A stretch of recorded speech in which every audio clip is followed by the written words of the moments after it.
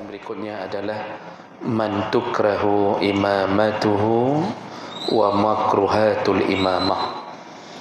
Siapa orang-orang yang makruh menjadi imam dan apa saja amalan imam yang makruh. Artinya orang yang makruh jadi imam dan perbuatan makruh dalam urusan imam. Baik. Yang pertama, al-fasiq al-alim. Makruh menjadi imam orang yang fasik walaupun alim. Fasik walaupun alim. Fasik itu sudah pernah melakukan dosa besar, belum bertaubat, dan terbiasa melakukan dosa kecil. Itu fasik. Walaupun alim. Jadi ini disepakati dalam mazhab Malik, Syafi'i, Hanbali. Kenapa orang alim tapi suka maksiat? Alim itu dalam kategori alimnya tidak sampai pada akhlak. Dia cuma alim, faham baca kitab, pintar bahasa Arab. Jadi kalau ilmu okeylah, tapi enggak cocok dengan amal. Antara ilmu dengan amal enggak cocok. Nah, orang seperti ini disebut al-fasiq al-alim. Dia faham tentang dunia-dunia ilmu agama, faham, tapi fasik.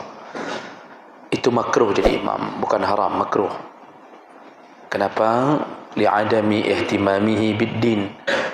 Menunjukkan dia tidak serius menjalankan agamanya. Jadi hanya sekedar mengetahui tapi tidak menjalankan.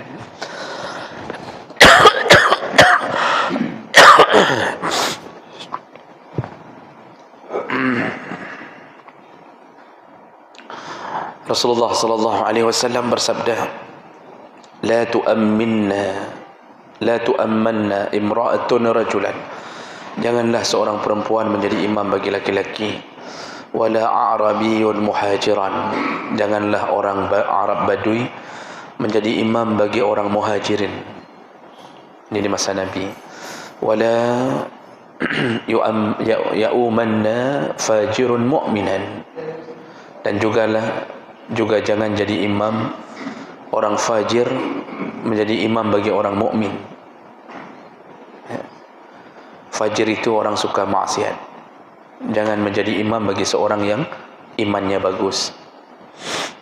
Illa ayyuqahhirahu bisultanin yakhafu sayfah aw sawtah. Kecuali orang yang jadi imam itu dipaksa oleh pemerintah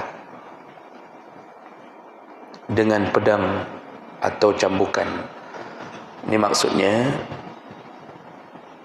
kita enggak suka dia jadi imam, tapi ternyata dia dipasang oleh pemerintah dan kita enggak bisa lawan. Kita tahu ni orangnya fasik, banyak dosa, suka lakukan maksiat, tapi karena kita takut kalau kita pecat dia jadi imam, takut pemerintah memberi hukuman bagi orang yang mencoba mengkritisi imam ini. Itu maksud Nabi. Kalau sudah begitu terpaksa imam itu tetap dijadikan sebagai imam.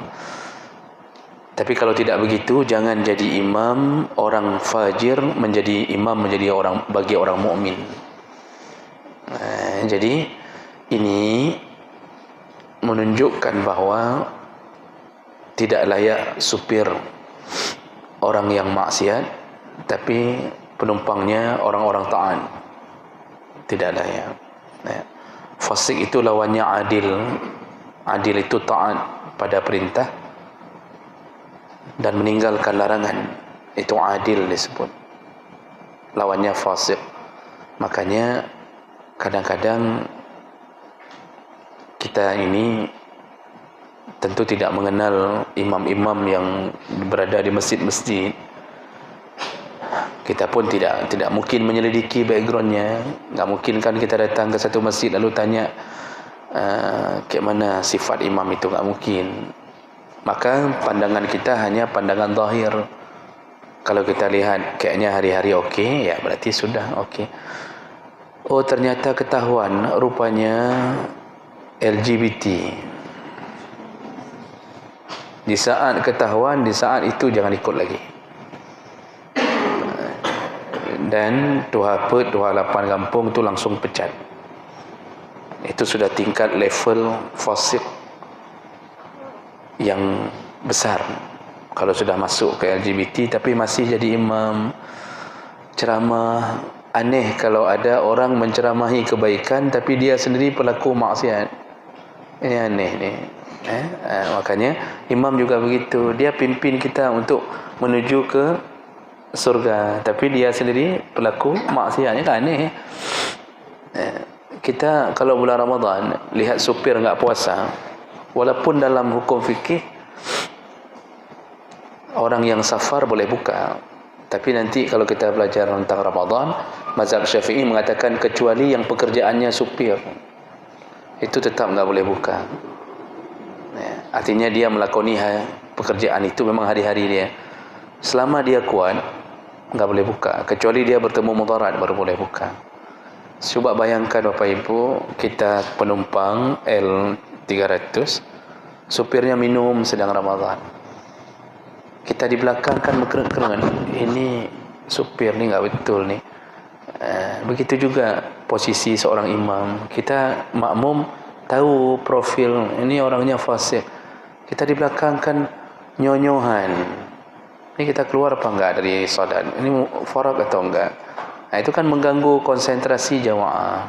Makanya makruh dalam pandangan jumhur, makruh ya, bukan, makanya masih dimakruhkan karena kita enggak disuruh selidiki.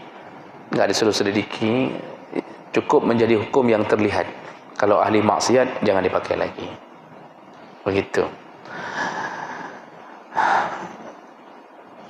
Ada hadis riwayat Bukhari Muslim, anna Ibn Umar kana yusalli khalfa al-Hajjaj wa ruya sallu khalfa kulli birrin wa fajir.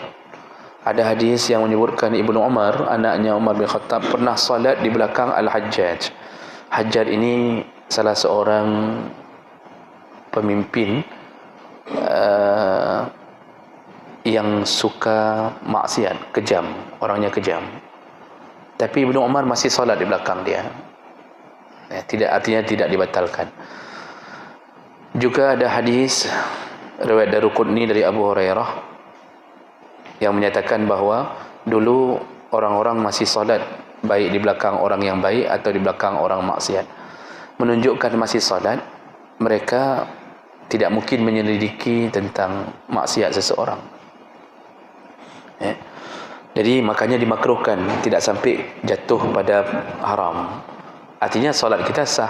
Oh, kalau dia berbohong, rupanya di rumahnya dia berzina, enggak ada yang tahu. Ini contoh, imam ni ternyata ahli zina, tapi enggak ada yang tahu. Kita enggak ada urusan, itu dia yang tanggungjawab di depan Allah. Solat kita sah bersamanya. Sah. Tapi kalau sudah tahu, itu patut untuk dicegah. Baik. Itu yang pertama. Orang yang makruh jadi imam. Yang kedua, al-mubtadi' alladhi la yakfuru bi bid'atihi kal fasik bal aula. Orang yang kedua, orang yang suka melakukan perkara bid'ah. Suka melakukan perkara bid'ah, yang bid'ah itu tidak sampai pada tingkat kafir. Jadi hampir-hampir mirip fasik. Yang disebut bid'ah hiya i'tiqad khilafil ma'ruf 'ani Rasul sallallahu alaihi wasallam la bi mu'adah. Orang-orang yang dimaksud makruh menjadi imam ahlul bid'ah yang suka atau mempunyai keyakinan yang berlawanan dengan amalan Nabi sallallahu alaihi wasallam. Artinya Nabi tidak melakukannya sama sekali, tiba-tiba orang ini suka melakukannya yang sifatnya berlawanan.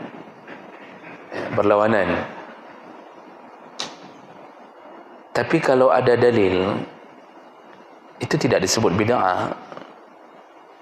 Kalau ada sama-sama ada dalil.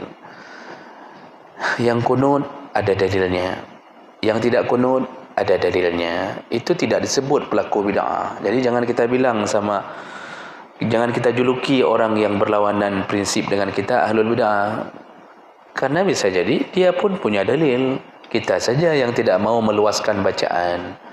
Jadi yang bid'ah itu apa? Dia enggak ada pegangan, tapi dia melakukan amalan-amalan baru yang sifatnya sangkut paut dengan agama. Jadi kalau enggak sangkut paut dengan agama, enggak disebut bid'ah juga. Ni mik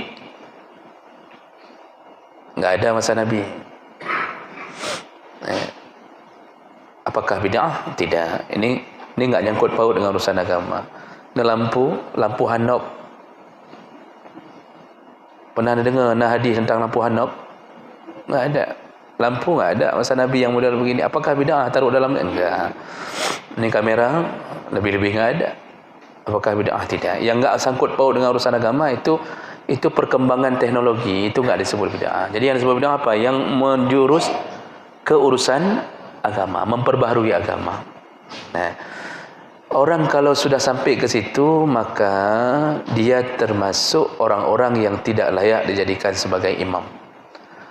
Kalau di sini dikasih contoh,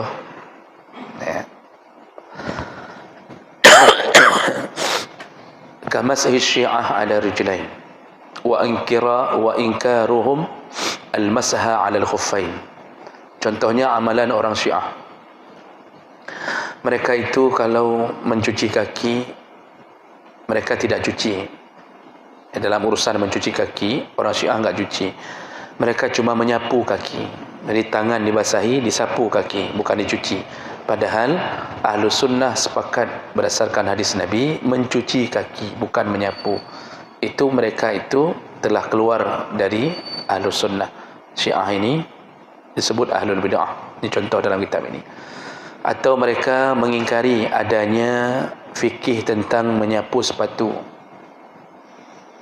Dalam pandangan 4 mazhab kan menyapu sepatu berlaku kalau kita pergi jalan jauh melewati 90 km, paling kurang sehari semalam, kebiasaan 3 hari 3 malam.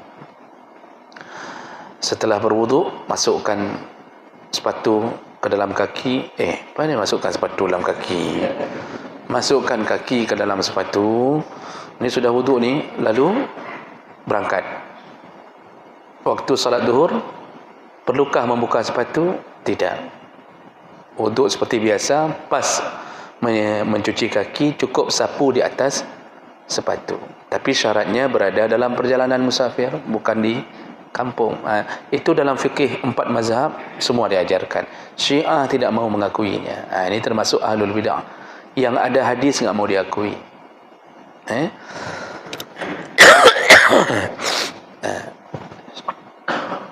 Atau imam-imam yang punya prinsip-prinsip yang di luar perintah Nabi. Contoh golongan Khawarij, allazina yastahilluna dima'ana wa amwaluna wa sabbar rasul. Contohnya orang-orang Khawarij yang menghalalkan darah sesama muslim. Jadi orang Khawarij itu cara berfikirnya apa? Kalau bukan kita, lain semua salah dan berhak dibunuh. Orang Khawarij itu kalau bukan mereka, kafir semua.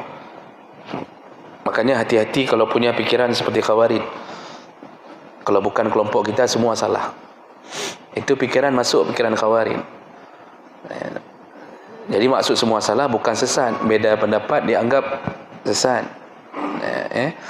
Nah, ini tentu berlawanan dengan perintah Nabi sallallahu alaihi wasallam. Ini yang model-model begini tidak layak jadikan imam. Wa yunkiruna sifat Allah Ta'ala. Dan ada juga yang model mengingkari sifat-sifat Allah Subhanahu wa taala. Juga mengingkari jawazu ru'yatih, mengingkari bisa melihat Allah. Ini model akidah pun bisa menjadi penyebab imam itu ahli bid'ah atau tidak. Saya ingin meluruskan sesuatu. Kalau selama ini terdengar bahawa ada yang mengatakan bahawa bid'ah mereka yang mengatakan sifat Allah 20. Ini perlu diluruskan, Pak. Selama kami baca-baca kitab tauhid, kitab aqidah, saya belum pernah menemukan kalimat dari Imam Asy'ari yang mengatakan sifat Allah hanya 20. Tidak ada kalimat itu. Yang ada kalimat yang wajib diketahui. Sifat Allah itu tidak terbatas. Minimal yang wajib diketahui 20. Karena dalil-dalilnya yang disebut Allah dalam Al-Quran itu bisa dicek dengan mudah, ada pada 20 sifat. Jadi bahasa akidah Asy'ariyah itu bahasanya yang wajib diketahui 20, yang tidak diketahui banyak sekali, enggak terbatas. Maka jangan sampai dirubah bahasa itu seakan-akan ingin mengatakan betul yang kun sifat Allah 20. Enggak pernah dibilang bahwa sifat Allah hanya 20. Enggak pernah, Pak. Jadi itu bukan masuk kategori bid'ah. Maksudnya jangan kita bid'ahkan orang yang kita sendiri mungkin belum baca kitab yang kita tuduh itu. Ini ahlul bid'ah yang mau disebut di sini adalah bukan orang yang layak menjadi imam, tapi kalau betul-betul dia melakukan perbuatan bid'ah yang tidak diajarkan Nabi tapi melawan syariat. Tapi kalau perbezaan pendapat itu bukan bid'ah. Jadi jangan salah-salah bahasa. Imam tidak sesuai dengan kita. Kan kita sudah pelajari sebelumnya ada dua pendapat masalah itu. Ini misal imam bermazhab Hambali, kita makmum bermazhab Syafi'i. Bolehkah ikut imam yang bermazhab berbeda dengan kita? Itu kan ada dua pendapat yang mengatakan masalah itu. Dalam pandangan mazhab Maliki dan Hambali, kalau imamnya merasa dirinya sah dengan pandangan yang dia pegang sendiri, maka sahlah seluruh makmum. Tidak peduli mau makmumnya mazhab apa. Kalau imam merasa dirinya sah, misal kita tanya sama imam, sah enggak bersentuhan setelah wuduk, bersentuhan dengan perempuan? Kata si imam, kami bermazhab Hambali sah selama enggak ada syahwat, maka sahlah solat seluruh makmum walaupun berbeza pandangan dengan makmum. Itu pandangan pertama. Pandangan kedua, menurut mazhab Syafi'i dan mazhab Hanafi, dilihat dari kacamata makmum, bukan dilihat dari kacamata imam. Jadi makmumnya kalau mengira ini imamnya orang yang punya prinsip kalau bersentuhan dengan perempuan enggak batal, sedangkan kami makmum berprinsip kalau bersentuhan dengan perempuan batal wudu. Dari kacamata makmum yang dilihat, berarti makmum enggak boleh ikut imam begitu. Jadi ada dua pendapat. Namun dalam kitab ini, kitab Fiqh Islami wa Adilatuh ini pengarangnya bermazhab Syafi'i, Pak. Syekh Wahbah Zuhaili almarhum rahimahullah. Beliau setelah membahas masalah itu, beliau mengatakan, menurutku, padahal beliau bermazhab Syafi'i ini, menurutku yang lebih cocok untuk diterapkan adalah pandangan Maliki dan Hambali. Kalau imam merasa dirinya sah, maka makmum pun sah. Dengan begitu hilanglah perbedaan. Jadi orang tak perlu sibuk-sibuk lihat, tanyanya imamnya apa mazhabnya. Mau salat di Masjid Haram, imam apa mazhabnya. Akhirnya ada yang jawab, Hambali ya. Oh, kita salat di hotel aja lah. Kan gara-gara itu merasa sendiri selalu enggak sah, orang enggak sah. Maka beliau yang bermazhab Syafi'i pun mengatakan lebih layak diterapkan kalau imamnya merasa diri dengan prinsipnya sah, maka tidak ada masalah dengan makmum. Ini beliau yang bermazhab Syafi'i mengatakan seperti ini, Pak. Jadi ini perkara-perkara khilafiyah jangan dijadikan sebagai perkara bid'ah. Beda ya, Pak. Khilafiyah ada dalil, tapi bid'ah tidak ada dalil. Baik. Sudah, itu orang kedua yang tidak layak menjadi imam, makruh. Orang ketiga, makruh menjadi imam menurut mazhab Hanafi, Maliki dan Hambali, tapi tidak dalam mazhab Syafi'i, yaitu orang buta. Menurut Hanafi, Maliki dan Hambali, makruh menjadi imam orang buta, li'annahu la yatawaqqa an-najasah. Alasannya, Orang buta itu tidak bisa menjaga diri dari najis. Dia nggak bisa lihat tai ayam. Jangankan tai ayam, ayam saja nggak nampak sama dia. Tapi ayam bisa lihat dia. Dia datang ke musalla, raba sana raba sini, terinjak tai cicak, dia nggak tahu bahwa di depannya ada tai cicak. Ini pandangan jumhur ulama mengatakan makruh jadi imam orang buta. Wa ajaza Syafi'iyah, tapi mazhab Syafi'i membolehkan biduni karahah, tidak makruh. Fahuwa kal basir, posisi orang buta itu seperti orang terbelit. Basir itu orang yang bisa melihat. Bahkan izil a'ma akhsha, orang buta malah lebih khusyuk salatnya. Orang buta itu lebih khusyuk karena matanya tidak melihat dunia, dia hanya bisa melihat cahaya. Orang buta itu yang saya baca berulang-ulang, cahaya nampak, berkelebatan cahaya nampak, tapi tidak tahu apa. Dan orang buta hatinya lebih bersih dibanding orang yang tidak buta. Kecuali Cina buta, itu yang tidak bersih. Walaupun Cina buta itu tidak bersih hatinya. Disewa-sewa untuk menghalalkan orang yang ditalak. Jadi menurut mazhab Syafi'i ternyata tidak makruh, tapi jumhur ulama mengatakan makruh.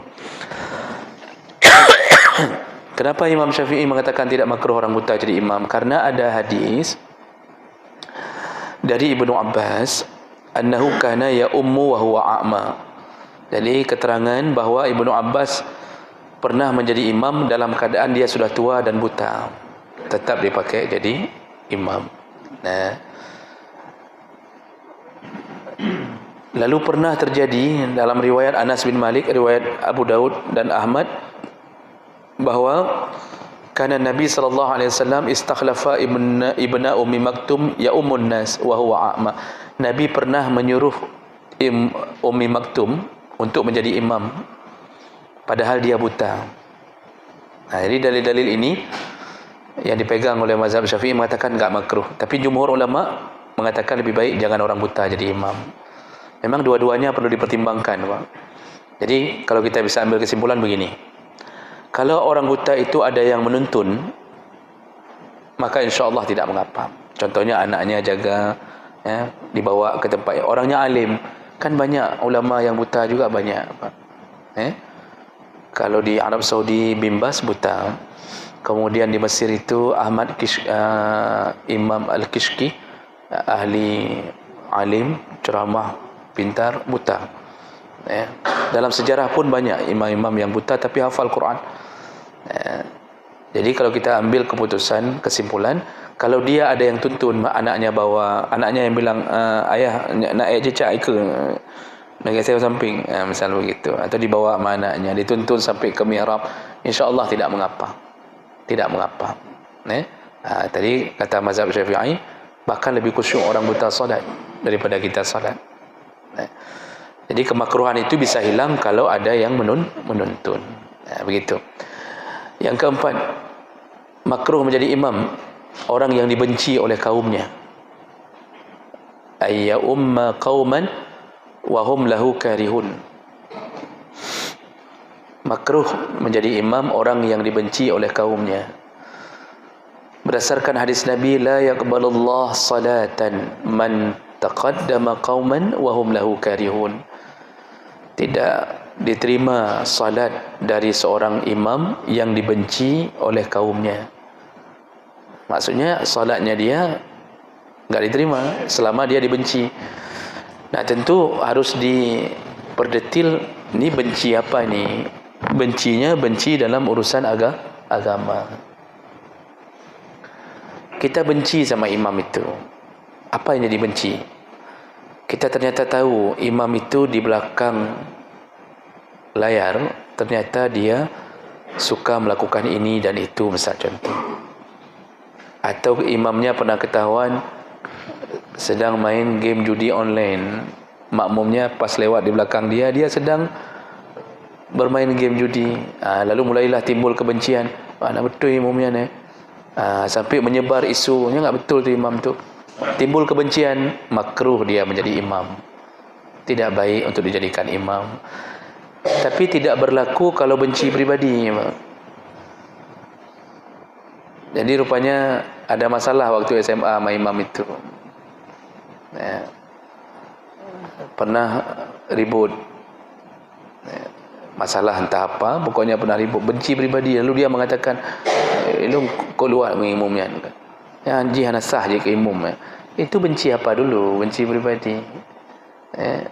Tapi kalau imam itu makan harta anak yatim, buat proposal anak yatimnya enggak ada, dia yang makan, akhirnya dia yatim. Gara-gara suka makan harta anak yatim. Jadi buat proposal atas nama pesantren fulan, padahal enggak ada pesantrennya, dia jadi imam. Itu maksiat, makan harta orang. Itu model-model begitu. Dibenci, lama-lama dibenci, orang mulai bilang-bilang nih, berisu, itu enggak betul itu. Kalau enggak betul, jangan jadikan imam lagi. Karena dia tidak diterima salatnya oleh Allah. Orang yang tidak diterima salatnya oleh Allah, kita jadikan sebagai imam kita. Kita diterima, tapi dipimpin oleh orang yang tidak diterima. Maka jangan jadikan imam yang dibenci karena maksiatnya. Jadi standarnya dibenci karena benci atas nama syariat, bukan benci atas nama pribadi. Itu imam tu enggak pernah mau makan mie di kedai kita. Misal kita penjual mie, dia enggak pernah mau makan, dia makannya di kedai mie sebelah selalu misal. Lalu kita sebarkan isu, kok benci wong ji ke? Atau paju pak lu minum. Itu benci pribadi, enggak berlaku, tidak berlaku. Sudah, itu berarti yang keempat, tidak layak jadi imam orang yang dibenci oleh kaumnya. Pemimpin kalau sudah dibenci oleh rakyat, salatnya dia tidak diterima Allah. Walaupun berbagai kamera dipasang sudut kanan kiri, selama dia dibenci oleh rakyatnya, tidak diterima salatnya oleh Allah.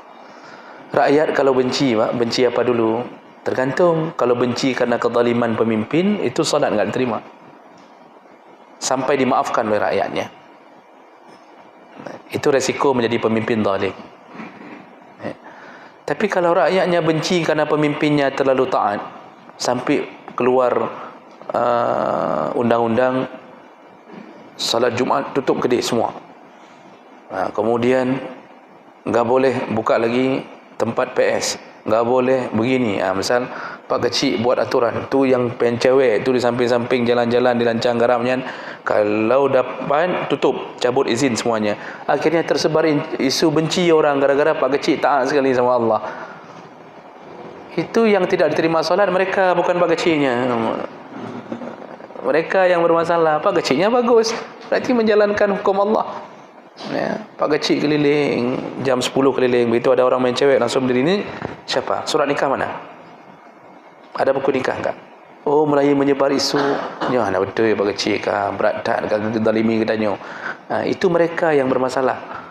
Itu kita pemimpin yang baik. Cuma kata Rasulullah, menjalankan agama, menegakkan kebenaran di akhir zaman seperti memegang bara api. Kita genggam, terbakar tangan sendiri, dilepas padam. Kita protes, dia lapor ke backingnya. Ni kita protes ni kok siapa ni, kok buka, kok boleh main cewek duduk sini. Malam ini kita protes, besok sudah datang backing. Bapak, urusan bapak apa? Ini kok begini-begini. Inilah yang jadi masalah di akhir zaman. Maksiat dibela, maka orang yang maksiat dan pembelanya sama-sama dalam neraka. Orang pelaku maksiat dan yang membela maksiat itu awa muhdisan, karena ada hadis, terlaknatlah orang yang melakukan maksiat dan pembela maksiat, sama-sama dalam neraka. Sekarang boleh reman-remankan diri, gertak sana gertak sini bela maksiat, tapi begitu mati jeruak di situ. Jeruak bahasa Indonesianya apa ya? Anda tahu apakah apa? Jeruk itu lemik, hancur, metek-tek. Habis. Maka bapak-bapak yang punya kekuatan, jangan coba-coba bela maksiat. Belalah orang-orang yang menegakkan kebenaran. InsyaAllah bersama orang itu di dalam surga. Jangan dibela maksiat, Pak. Itu yang maksiat setan, kita yang bela ya sama-sama setan lah. Balai ceritanya. Ya, bela kebenaran Pak, tetap walaupun mati di ujung pedang, tetap surga menanti kita. Ya. Tapi bagi kita yang enggak punya jabatan, ya santai-santai saja, jangan lakukan maksiat saja. Kita mau bela siapa memangnya, kan? Baik, sudah, itu orang yang keempat. Tidak layak jadi imam kalau dibenci oleh kaumnya karena urusan syariat. Yang kelima, ini menarik ni yang kelima Pak. Yukrahu tatwilus salah 'ala al-qaumi tatwilan zaidan 'ala qadri sunnah fi qira'atin wa azkar. Makruh imam, ini kan tadi pembahasan kita yang makruh jadi imam dan perbuatan makruh yang lakukan imam. Makruh orang yang jadi imam memanjangkan bacaan surat bukan pada tempat yang sesuai seperti yang diajarkan Nabi sallallahu alaihi wasallam. Sawa'un radiya al-qaum am la, baik kaum itu ada yang ridha atau tidak. Wastasna Syafi'iyah wal Hanabilah, kasus seperti ini dikecualikan, kecuali menurut mazhab Syafi'i dan Hambali disebutkan kecuali halatu ridha bitatwil min jama'atin mahsurin fa innahu tustahabbul italah li zawal 'illatil karahah, kecuali berada pada kelompok khusus yang sama-sama sudah saling faham bahawa salat mereka akan panjang. Ini baru boleh memanjang-manjangkan bacaan. Ini contohnya misal pesantren tahfidzul Quran, semuanya hafal Quran. Malam tarawih buat kesepakatan satu malam 10 juz. Salat dari habis Isya sampai pagi. Enggak ada yang mengeluh, memang sudah tahu bahawa begini keadaan, sama-sama sudah memang ingin dan suka, itu enggak apa-apa. Itu disebut orang-orang mahsurin, terbatas, ya, dan sama-sama rida. Tapi kalau di tempat umum, masjid, nasah, yang orang mau salat, misal mau salat, datang mau salat, lalu kita berdiri menjadi imam, kita panjangkan di luar batasan yang dibolehkan Nabi, maka imam seperti ini juga harus belajar kembali batasan-batasan yang boleh dipanjangkan. Jadi kalau kita baca kitab fikih, salat yang disuruh panjangkan bacaan itu salat subuh dan salat Isya. Tapi salat Isya itu bukan panjang sekali Pak, pertengahan. Nabi memberi teguran kepada Muaz bin Jabal. Jadi Muaz bin Jabal pernah menjadi imam di kampungnya. Dia baca surah Al-Baqarah salat Isya. Surah Al-Baqarah masa Isya. Kalau cuma Al-Baqarah itu mudah kan. Ini surat Al-Baqarah dibacanya. Sampai ada makmum yang mundur, keluar dia. Lalu dia mufarak salatnya dan sambung salat sendiri. Diceritakan oleh sahabat lain kepada Muaz, tadi ada makmum yang mundur, enggak tahan salat bersamamu. Muaz mengatakan apa? Itu munafik, orang itu munafik. Kata Muaz, dia laporlah ke Nabi. Orang ni rupanya lapor ke Nabi, ya Rasulullah, aku dikatakan munafik gara-gara aku mundur, padahal dia baca Al-Baqarah waktu salat Isya. Dipanggil Muaz oleh Nabi sallallahu alaihi wasallam. Kata Rasulullah, Muaz, apakah engkau ingin menjadi pemecah persatuan di antara umat Islam? Rupanya yang ditegur bukan makmumnya, imamnya ditegur. Lalu Nabi di situ mengatakan, Isya itu bacaannya, batasannya sekira-kira panjang surat At-Takwir, Sabbihisma Rabbikal A'la, dan Al-Ghasyiyah. Itu ukuran panjang satu rakaat bacaan dalam salat Isya. Kalau salat subuh boleh lebih. Salat subuh disuruh lebih panjang supaya menghilangkan sisa-sisa ngantuk. Coba panjang bacaan itu, orang biasanya kalau salat subuh bukan bertambah ngantuk, hilang tu. Syaitannya lari sikit lari. Kalau waktu dibaca panjang kita bertambah ngantuk, berarti kita lah syaitannya. Jadi Bapak Ibu yang Allah muliakan, subuh dengan Isya yang nak panjang bacut. Maghrib jangan coba-coba panjang. Maghrib itu bukan waktu panjang. Pilih bacaan pendek. Walaupun kita hafal 30 juz tetap pendek-pendek. Duhur pertengahan, asar pertengahan. Itu asar lebih pendek sedikit daripada duhur karena itu waktu lelah. Orang sudah kelelahan. Nah, itu dalam kategori fikih sunnah Nabi begitu mengajarkannya. Jadi enggak baik imam melakukan bacaan panjang-panjang bukan pada tempatnya, ya. Dan ini juga berdasarkan hadis Nabi, iza shalla ahadukum bin nas falyukhaffif, barang siapa yang salat maka ringankanlah salat, ya, fa inna fihim ad-dha'if was-saqim wal-kabir, karena di antara kalian ada orang yang lemah, ada orang yang sakit dan ada orang yang sudah tua. Maka faham-fahamlah kata Nabi, ya. Baik, saya cukupkan sampai di sini. Masih ada beberapa perkara yang makruh dilakukan oleh imam, kita sambung nanti. Mungkin 2 menit 3 menit. Ada pertanyaan Bapak? Tidak ada. Alhamdulillah, terima kasih banyak. Kalau tidak ada, begitu yang saya harapkan, ya. Mudah-mudahan jadi pelajaran bagi kita. InsyaAllah kita bertemu kembali di pertemuan yang akan datang. Subhanakallahumma bihamdik, asyhadu an la ilaha illa anta, astaghfiruka wa atubu ilaik. Wassalamualaikum warahmatullahi wabarakatuh.